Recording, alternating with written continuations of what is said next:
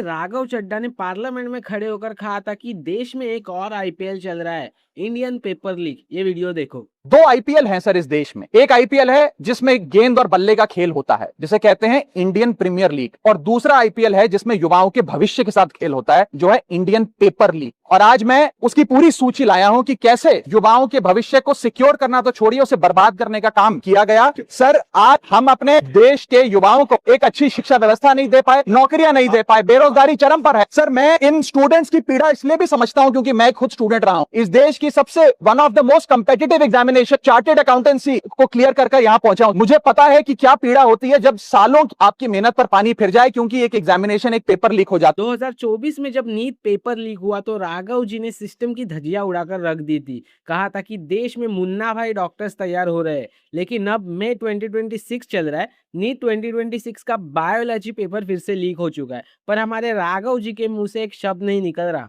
आखिर ऐसा क्या बदल गया? अरे मैं तो भूल ही गया, पिछले ही महीने उन्होंने आम आदमी पार्टी छोड़कर बीजेपी को ज्वाइन कर लिए। तो क्या पार्टी बदलते ही देश के लाखों बच्चों का भविष्य का मुद्दा छोटा हो गया, या फिर राघव चड्ढा को अब फर्क ही नहीं पड़ता कोई चाहे मरे या जिए? अगर आपने भी नोटिस किया है राघव चड्ढा का बदलता रंग, तो अब भी आवाज उठाओ, नहीं तो ऐसे ही पेपर लीक और सरकारें चेंज होते रहेगी और हमारे युवा पीढ़ी का भविष्य खराब होते रहेगा।